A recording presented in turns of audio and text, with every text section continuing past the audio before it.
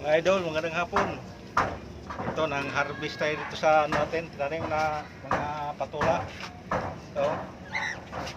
Dami mga idol. Tapos tinanggal ko na rin yung mga baging dito sa taas. Para mataniman natin ng panibago kasi ano na siya. Mga nagdilaw na. Bunga ng iba. So mga idol, oh. Daming baging. So, tapos ito, dami. Mamaya ipamigay natin yan sa mga idol para mapakinabangan din nila. Sa pagka ngayon, linis-linis muna tayo. Ito. Kasi gagawin ko ito compost pit. Ibaon ko sa lupa para kung nabulok na siya, magiging fertilizer itong mga dahon, itong mga baging sa patula.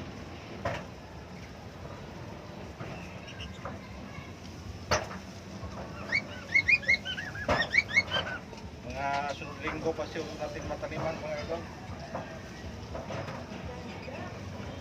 Kasi ungkalin pa natin yung lupa para bumalik yung taba niya, tapos yung mga lumang mga ugat matanggal.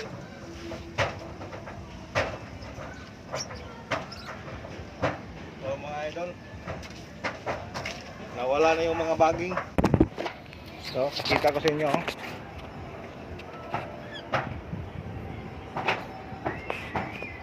So nawala na mga baging. Ito natira, ito yon yung opo, yung binigay ni Lourdes. Titingnan natin kung mamunga pa to siya na wala ng kalaban na ibang baging. Sana mamunga to guys, kuha natin ng seedlings para yan naman ang itanim natin mga idol. Lakas pala ng hangin ngayon dito mga idol. Ito sa may banda Divisoria, ang itim-itim ng ulap. Ito na natira mga halaman natin sa baba, oh. Linisanan ko pa. Tapos ito yung mga baging na pinagpuputol-putol ko ng maiksi para kung sunaraw, ibaon ko to sa lupa para maging compost siya, compost pit. Siya nagiging namang pataba. Ito mga idol, baka ito ring lemongrass. Bubunutin ko rin tong iba nito kasi ay yung ugat niya, grabing ano. Kita yung mga ugat mga idol, oh. Oh. Ugat yan sa lemongrass. Grabe sumipsip ng fertilizer pala yung lemongrass. Ubos niya yung mineral sa lupa. Yan. Ito rin, baka tatanggalin na rin natin itong pipino. Wala, dilaw na. Parang hindi na pakinabangan. Ay, lakas ng hangin mga idol. So, dilaw na sa pipino mga idol. Biglang lumiwanag mga idol yung ano natin, halaman. Yun, may mga bulaklak naman itong mga upo ngayon, pero yung matuloy ba yan maging bunga.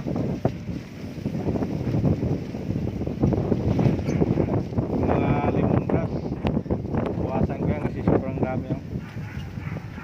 Ubos yung mga lupa, ubos yung mineral sa lupa mga idol. Yun, siya lang nabubuhay. Yung ugat niya parang parang kogon, yung tawag sa amin kogon. Yan mga idol. Kaya ano natin to, maglinis-linis na tayo para mamaya.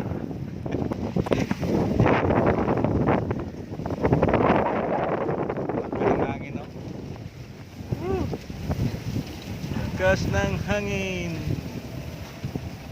Yan mga idol. Parang ulan.